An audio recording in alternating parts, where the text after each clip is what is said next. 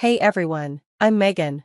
Growing up, I always felt like I was living in my sister Lily's shadow. No matter how hard I worked, how much I studied, or how many trophies I won, it seemed like I was invisible. Lily was always the favorite, the golden child, and my parents never let me forget that.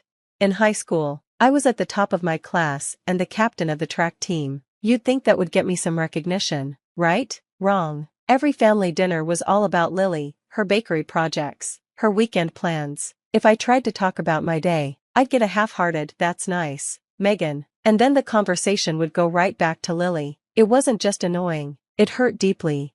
To deal with it, I decided to focus on myself. I studied even harder, and when the time came, I earned a full scholarship to college. My best friend's dad, seeing what was going on at home, offered to help with any extra expenses. Honestly, he's been more of a father to me than my real dad ever was. One day, as I was packing for college, my mom walked into my room. She had that look on her face, the one she uses when she's about to ask for something. "Megan, we need to talk," she said, sitting on the edge of my bed. "What is it?" I asked, not looking up from my packing. "It's about Lily," she started. "Her bakery isn't doing well, and we've had to make some tough financial decisions to keep it running." I stopped packing and turned to face her. "What does that have to do with me?"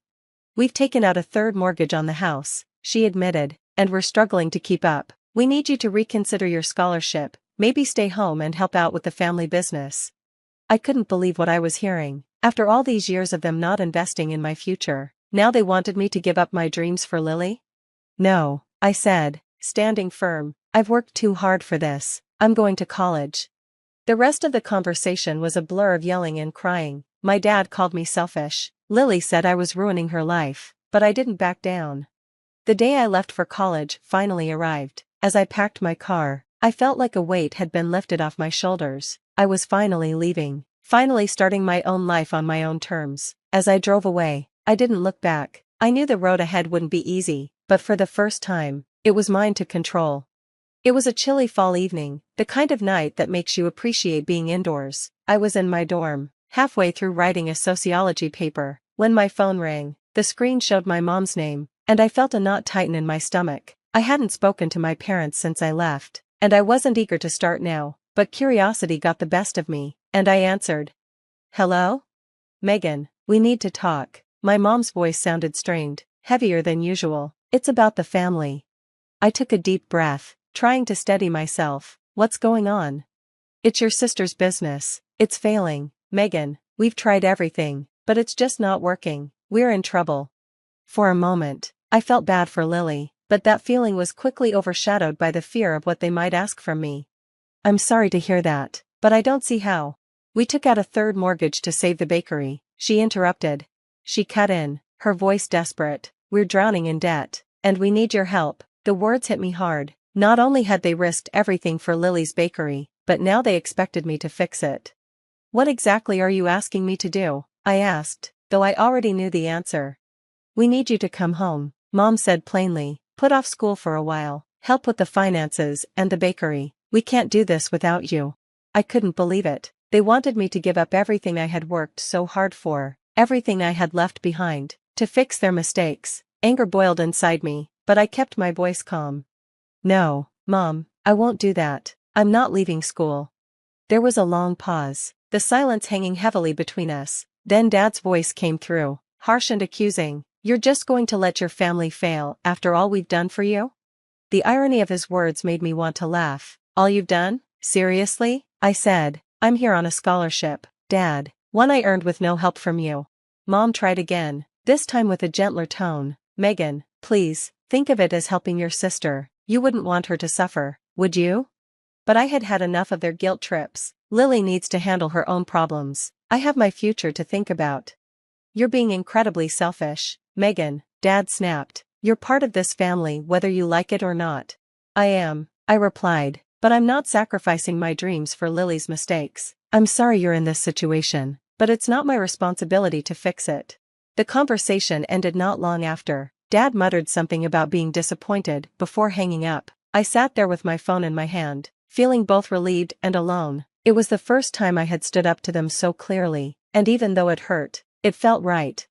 I tried to go back to my essay, but my mind was elsewhere. I knew this wasn't over, they would come back, try to guilt me again, but I was ready for it. For the first time in my life, I was truly ready to stand up for myself.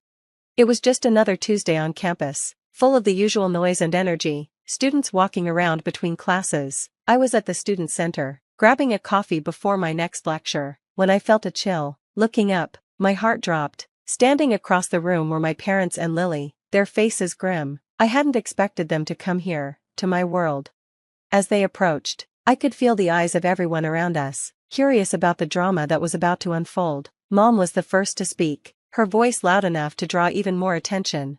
"Megan, we need to talk, now." Taking a deep breath, I stood firm. "We can talk, but I'm not changing my mind." Dad's face flushed with anger. "You're really going to embarrass us like this in front of everyone?" I glanced around. "It seems you're doing a fine job of that yourselves," I replied, my voice steady even though my heart was racing. Then Lily chimed in, her tone dripping with mockery. "Look at Megan, everyone, too good for her own family now that she's a college girl." I clenched my fists, struggling to stay calm. "This isn't about being too good, Lily, it's about me living my life, not cleaning up your messes." The argument escalated quickly, voices rising. Mom started pleading, tears welling up in her eyes. "Megan, please, we're your family, you can't turn your back on us." "You turned your back on me a long time ago," I shot back, my voice shaking with anger, "when you decided that Lily's bakery was more important than my future." Dad scoffed and shook his head. "You're just jealous of Lily's success." I let out a bitter laugh. "Success? Is that what you call bankruptcy and taking out a third mortgage?" By now, everyone in the student center was staring, whispers spreading through the room. I felt the humiliation, but I couldn't let them control me anymore. "I am not responsible for Lily's failures. I am not responsible for your bad financial choices. I am only responsible for myself." Mom's voice cracked as she pleaded, "You're being selfish, Megan, when will you see that?"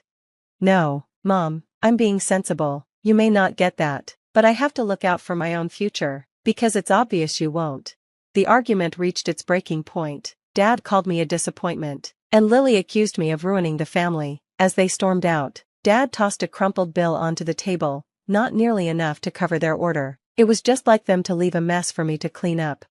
As they left, their words hung heavily in the air. I felt the judgment from those who didn't understand, but among the stares, I noticed a few nods of support. Some people got it. I sat back down, my coffee cold and untouched, feeling both defeated and victorious. I realized then that standing up for myself might mean losing them, but maybe that was the price of finally being free. As the chatter around me resumed, I knew this was a turning point. There was no going back, only forward. After that confrontation with my family, I felt drained and emotionally raw. I needed comfort, so I headed to the one place where I always felt welcome, the little diner just off campus. The bell above the door jingled as I walked in, a familiar, comforting sound. The warm aroma of coffee and freshly baked pies wrapped around me, and for a moment, I felt at ease. Here, I wasn't the girl caught up in family drama, I was just Megan. I slid into my usual booth. Jenny, one of the diner's owners, noticed my troubled expression right away. She came over with a pot of coffee in hand, concern in her eyes. "Rough day?" she asked, pouring me a cup. I nodded, giving her a small, tired smile. "You could say that." Jenny sat across from me, her face full of sympathy. "You want to talk about it? Or I can just sit here and listen." Taking a deep breath, I told her everything, the surprise visit from my parents and Lily, the argument, their accusations, and how humiliated I felt in front of everyone. As I spoke, Jenny's frown deepened, her eyes reflecting a quiet anger on my behalf. "That's just not right, Megan," she said firmly. "You've been nothing but hardworking and kind. You don't deserve any of that." Just then, Tom, Jenny's husband and co-owner of the diner, joined us, carrying a plate of my favorite chocolate chip cookies. He slid the plate in front of me with a kind smile. "Heard a bit about what happened," he said. "You know, blood isn't always family. Sometimes it's the people who stand by you when the storm hits." His words, simple but heartfelt, struck a chord in me. Here were these two people, who hadn't known much about my personal struggles until now, showing more love and care than my own family had in years. Jenny gently squeezed my hand. "We're here for you, Megan, whatever you need. You're part of our diner family, and we look out for each other." Hearing that, I felt a warmth I hadn't felt in a long time, true belonging, and for the first time, I believed I didn't have to face everything alone. Tears welled up in my eyes, overwhelmed by Jenny and Tom's kindness and support. "Thank you, both of you," I said, my voice soft. "It means more than you know." As we continued talking, the warm atmosphere of the diner, the gentle clatter of dishes, the soft hum of conversation, slowly lifted my spirits. I was reminded that there were people who valued and appreciated me for who I truly was. Being with Jenny and Tom made me realize an important truth: family isn't just about blood, it's about the people who stand by you, who support you, and who believe in you. Their encouragement left me feeling renewed, and as I left the diner that evening, I felt a strong sense of purpose. The heavy burden of my family's expectations and criticism felt lighter, knowing I had people who believed in me, in my choices, and in my future. This newfound strength helped solidify my resolve to push forward with my education and life, determined to define success on my own terms. As I walked back to my dorm under the starry sky, I understood that while the road ahead might be lonely at times, I wasn't truly alone. Jenny and Tom had shown me that family can be chosen, and that support can come from unexpected places. Their kindness gave me a sense of belonging, and for that, I was deeply grateful. They taught me that choosing your family can bring peace and happiness that blood ties might not always provide. Months passed, each one bringing me closer to my goals. My grades were excellent. I was actively involved in key campus activities, and I had secured an internship that promised a bright future. As I thrived both academically and personally, I felt a strong sense of pride and accomplishment, one that was entirely my own. This new chapter of my life was filled with independence and support from friends and mentors who genuinely believed in my potential. One crisp morning, while scrolling through the news on my phone before class, a headline caught my attention. It was about Lily's Bakery. The article detailed a major health scandal, unsanitary conditions, and multiple violations that had gone unchecked for too long. The fallout was disastrous. The bakery had been shut down, and the media frenzy that followed ruined the family's reputation beyond repair. Sitting in the quiet of the library, I was flooded with a complicated mix of emotions. I took no pleasure in seeing Lily and my parents suffer, but there was a grim sense of inevitability about it. Their reckless decisions, years of bending rules and prioritizing Lily at all costs, had finally caught up with them. It was a stark reminder of just how far I had distanced myself from that world of chaos and neglect.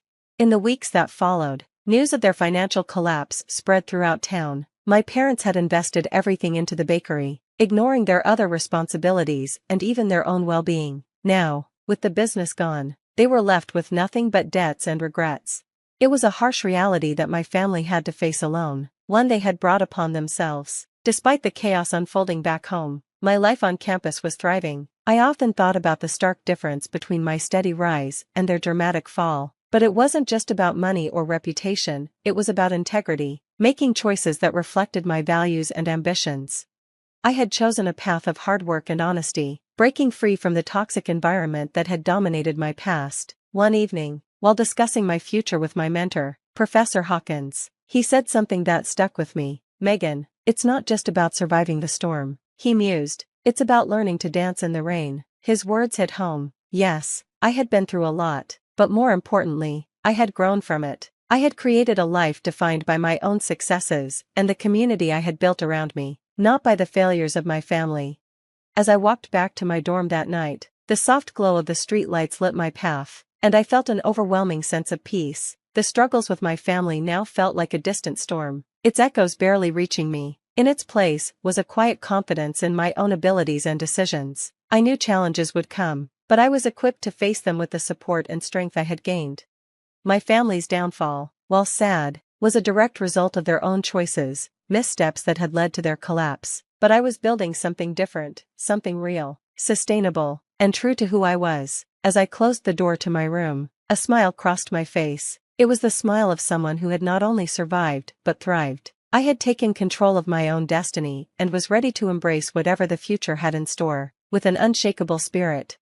That's the end of Megan's story. What would you have done in her situation? Would you have made the same decisions? Share your thoughts in the comments below, and don't forget to like and subscribe for more stories like this.